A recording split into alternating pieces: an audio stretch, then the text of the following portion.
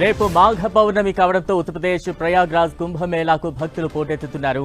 ఇవాళ ఉదయం 4 గంటల నుంచి కుంభమేళా ప్రాంతాన్ని నో వెహికల్ జోన్ గా మార్చేశారు. సాయంత్రం 5 గంటల నుంచి ప్రయాగ్రాజ్ మొత్తాన్ని నో వెహికల్ జోన్ గా మారుస్తామని అధికారులు వెల్లడించారు.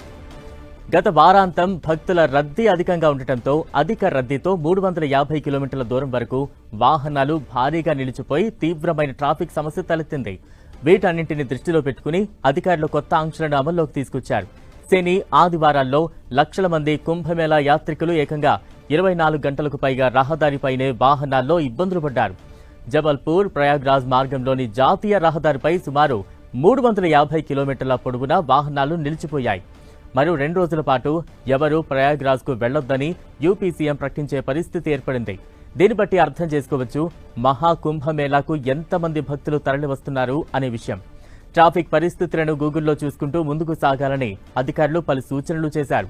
మధ్యప్రదేశ్లోని జబల్పూర్, సివని, కట్నీ, మైహర్, సాత్నా, రివా జిల్లాల్లో భారీగా ట్రాఫిక్ జామ్లు ఏర్పడుతున్నాయి.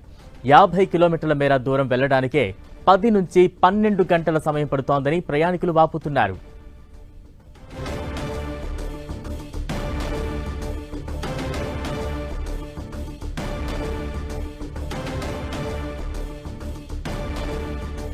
ప్రస్తుతం స్క్రీన్ మీద దృశ్యాలు చూస్తూ ఉన్నాం. సుమారు 50 కిలోమీటర్ల వరకు కూడా ట్రాఫిక్ జామ్ ఏర్పడిపోయింది. అంటే 50 కిలోమీటర్ల ప్రయాణం కూడా 10 గంట సమయం పట్టే సిచ్యువేషన్స్ కనిపిస్తూ ఉన్నాయి.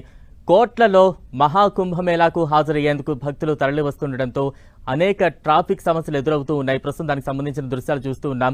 ఒకవైపు రహదారులన్నీ కూడా వాహనాలతో కిక్కిరిసిపోయి ట్రాఫిక్ రద్దీ ఏర్పడితే, మరోవైపు ఘాట్ పరిసర ప్రాంతాల్లో జన సముద్రమే కనిపిస్తోంది. అందరూ కూడా పుణ్యస్నానాలకు చేరుకోవడానికి అక్కడికి వెళుతున్న దృశ్యాలు చూస్తూ ఉన్నాం. మరోవైపు పెద్ద ఎత్తున ట్రాఫిక్ సమస్య ఏర్పడింది. అయితే 2 రోజుల పాటు ఎవరు కూడా కొంత రావద్దు, వాహనాలు పూర్తిగా నిషేధించాలి అంటూ కూడా అక్కడ యూపీ ప్రభుత్వం కొన్ని చర్యలు తీసుకుంటున్నట్టు మనకు అప్డేట్స్ వస్తూ ఉన్నాయి. దానికి సంబంధించిన దృశ్యాలు చూస్తూ ఉన్నాం. భారీ ఎత్తున రహదారులన్నీ కూడా వాహనాలతో నిలిచిపోయాయి.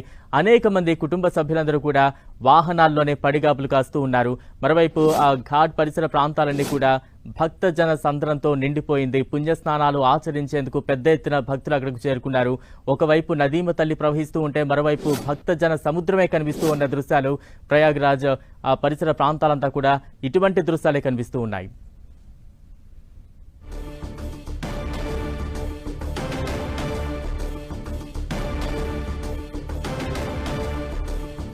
నో వెహికల్ జోన్ గా ప్రయాగ్రాజ్ మారింది. దానికి